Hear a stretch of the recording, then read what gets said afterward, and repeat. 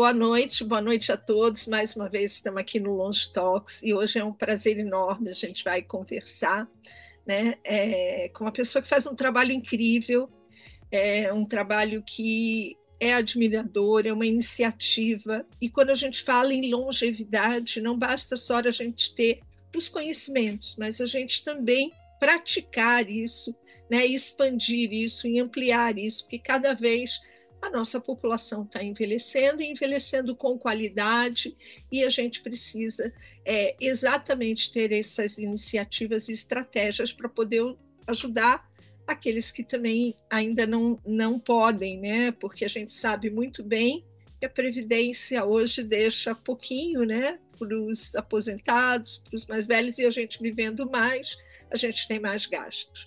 Bom, hoje a gente vai trazer aqui a Mônica Rosales, e eu queria que ela se apresentasse. Mônica, eu queria, em primeiro lugar, a gente faz uma apresentaçãozinha, uma pergunta, que é uma pergunta um pouquinho diferente. Eu queria que a Mônica falasse quem é a Mônica pela Mônica. A Mônica é conhecida como uma pessoa, pelas amigas, por uma pessoa que faz moniquices, ou seja, que faz coisas inusitadas, convites inusitados e tem uma relação com a vida criativa. Essa é a Mônica que faz as moniquices e que inventa coisas. E eu sou uma pessoa alegre, eu sou uma pessoa bem entusiasmada pela vida. Fui picada pelo trabalho social quando eu tinha 46 anos. Antes disso, eu tinha meu ateliê de terapia artística, de trabalho biográfico, baseado na antroposofia.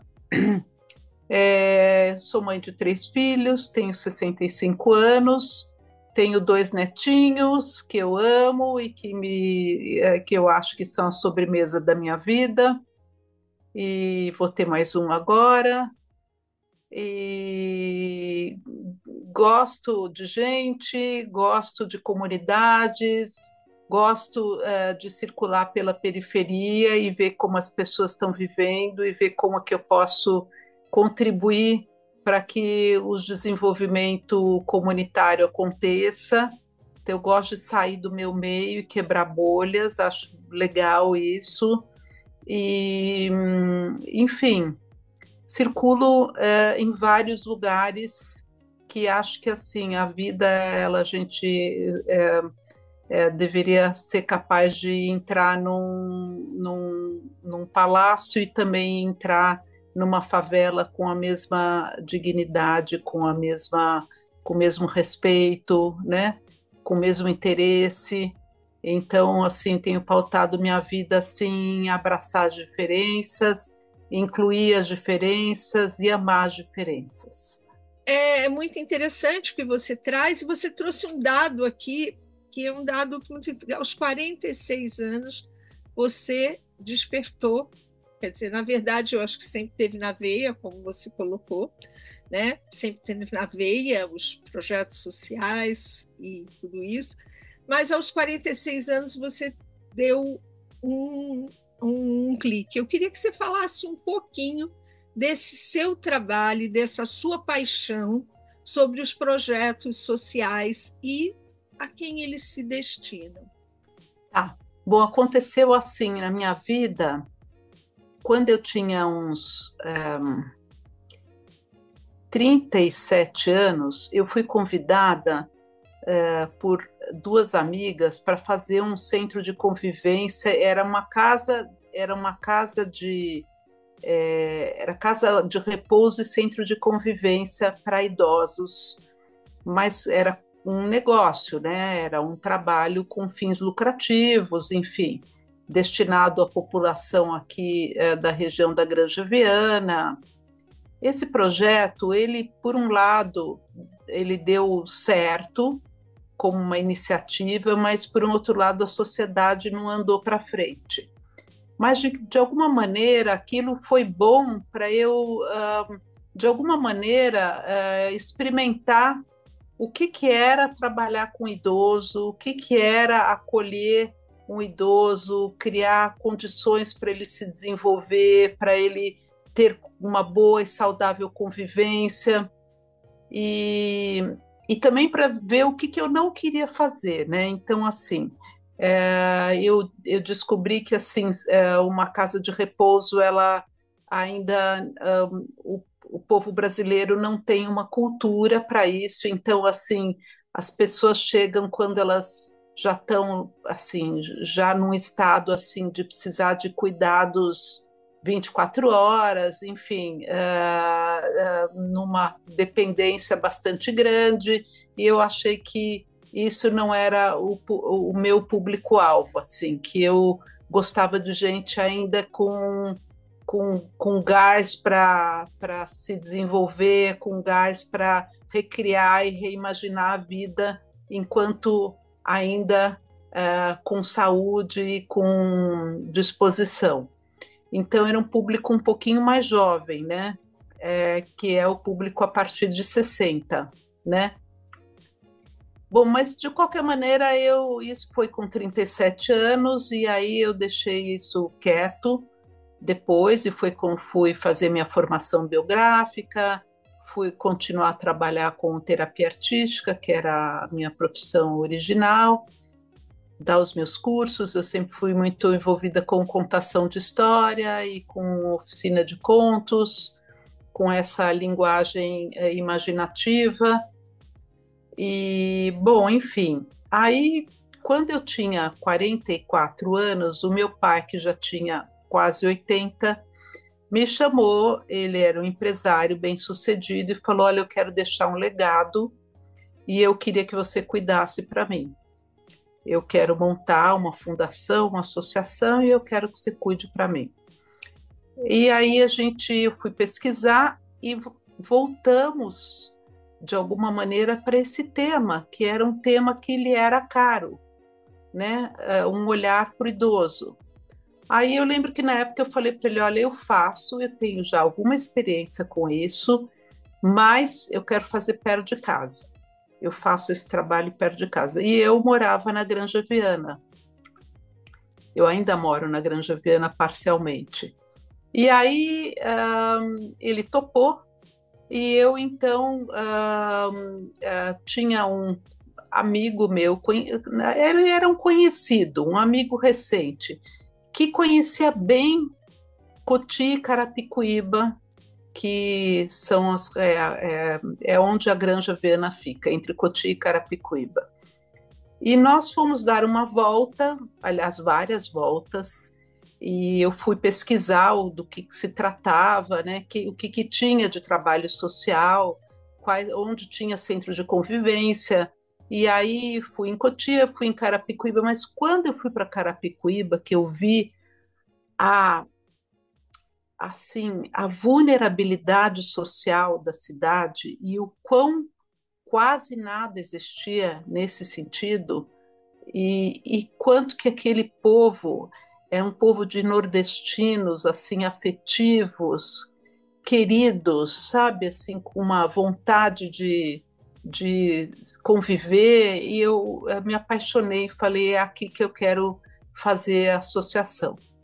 E aí me juntei com amigos, eram uns 10 amigos mais ou menos, e a gente começou a estudar o tema, a gente fazer reuniões semanais com alguns deles, e enfim, então foram vários meses de encontros para desenvolver o tema, para estudar do ponto de vista da antroposofia, o que, que era o envelhecimento, para olhar outras práticas, o que, que as pessoas estavam fazendo. E aí chegamos nesse tema principal, que é Centro de Convivência e Fortalecimento de Vínculos.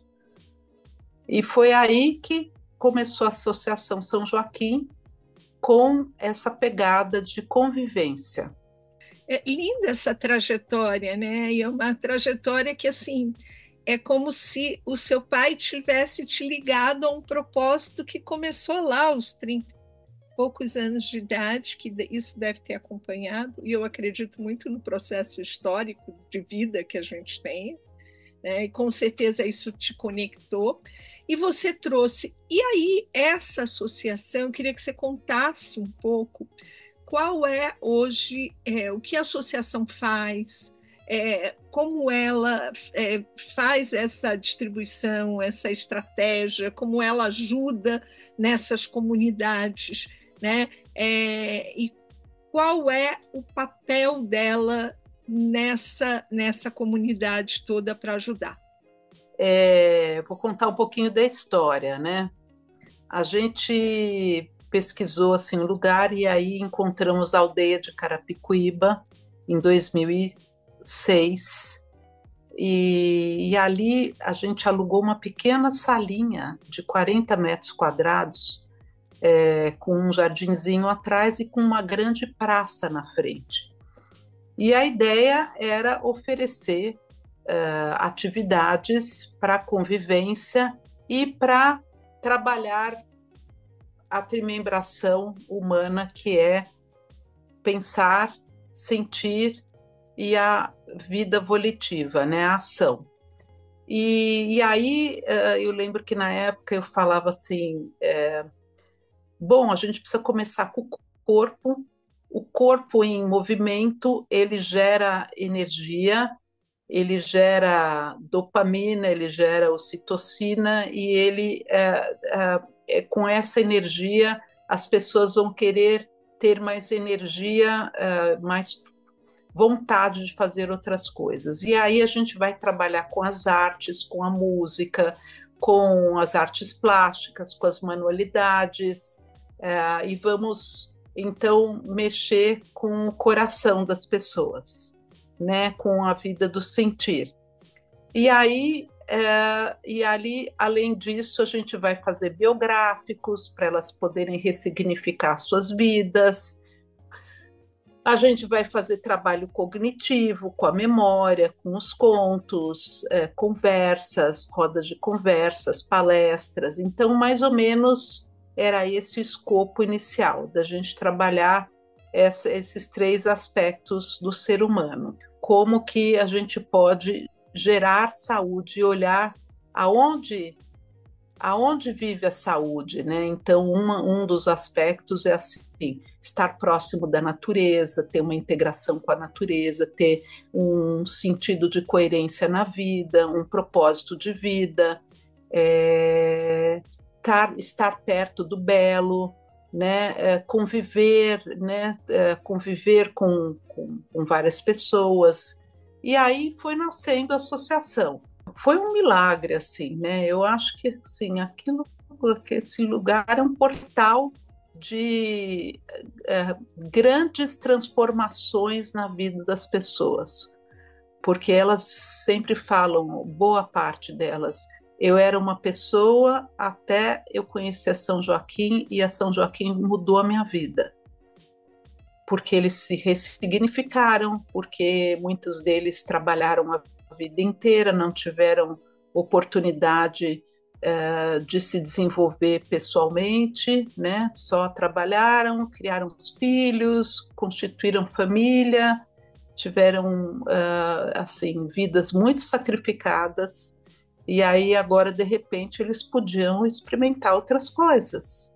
Nesses 18 anos que você tem a associação e que vocês trabalham com o idoso, qual é a relação hoje da sociedade com o idoso, né? A gente pensando nos dias de hoje, você vendo lá o seu trabalho, né? Que deve ter aumentado, inclusive, o número de idosos que procuram esse centro de convivência, porque hoje a gente está cada vez mais ativo, né? Eu estou com 65 anos também e ativa, e a gente quer fazer coisas e fazer coisas com significado. Eu queria que você contasse um pouquinho como é que está esta relação passado 18 anos. É uma relação que se consolidou, né? As pessoas, especialmente assim, com a pandemia, todo mundo se recolheu, né? E o idoso sofreu muito, né? Ele se encolheu, ele ficou, né? Assim, com muito medo e tudo mais. E aí eu posso te falar que eu percebi que nessa volta depois da pandemia, veio muita gente nova. Veio assim com um pedido de socorro. Eu quero viver, eu tenho direito à vida, tenho direito ao pertencimento, eu tenho direito a me expressar. Então, assim, eu acho que o idoso ele acordou para o fato de que ele vai viver mais, que ele vai viver com mais saúde e que esse tempo que lhe resta é um tempo que pode ser muito bom, muito produtivo, muito integrador, onde ele pode descortinar os mundos, ele pode criar novas relações de afeto e convivência. Então, eu acho que assim, o idoso ele foi se empoderando, ganhando mais potência e mais certeza de que ele não está ali predestinado a passar aposentadoria dentro de casa, inclusive os homens, porque os homens eles demoraram muito para aparecer e procurar a gente, e hoje a gente tem uns 60 homens, mais ou menos, e vários deles participam de grupo de homens, né? Então, assim, é pouco em relação às mulheres, nós temos 400 idosos, 400 pessoas idosas, mas para quem não tinha nada, até que é bom, né? Até que é bom. E essas atividades são atividades para as comunidades mais vulneráveis, né? São os idosos pelos quais muitas vezes eles estão de ladinho lá nos aposentos, né? Como a gente diz, estão lá e a própria família muitas vezes não são invisíveis, né? E eles terem essa oportunidade é muito importante. Esse trabalho é um trabalho muito importante. E que atividades, Mônica, vocês fazem? Como vocês fazem para que sobreviver a isso, né? Porque também eu diria assim, não ter tem que ter uma estrutura para poder acolher com atividades, com tudo isso. Como funciona isso? Eu gostaria que você contasse um pouquinho para a gente. A gente tem, primeiro, apoio de muitos voluntários que são fiéis, a maioria vem da própria região, e a gente conta muito com eles na verdade, assim, é uma troca muito satisfatória, porque o voluntário, ele vem para dar alguma coisa, mas às vezes ele acaba recebendo mais do que ele está dando. Essa é a devolutiva que a gente recebe, né? Então, a gente tem, além dos voluntários, a gente tem uma rede de apoio de pessoas físicas, né, que nos conhecem e que nos apoiam, né, inclusive financeiramente. A gente tem parceria com o governo federal, com o governo estadual, com o município. A gente se relaciona já há muitos anos com outras organizações que cuidam também dessa causa, mas vamos dizer de uma forma mais modesta, porque a gente realmente tem uma estrutura bem legal, né? Bem, como eu falei, de construir uma casa, né? Então, uma casa muito gostosa, muito iluminada, com um jardim muito agradável, com horta, onde eles trabalham, enfim, é um espaço bem generoso, assim.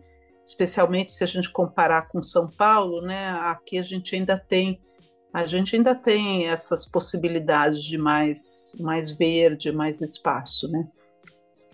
Então, como eu estava falando, então a gente tem parcerias com pessoas físicas, com algumas pessoas jurídicas, empresas da região e algumas de fora da região, mas principalmente da região. A gente faz eventos, anualmente a gente faz um almoço beneficente que se chama Dádivas, e que é um almoço que a gente arrecada fundos para a associação.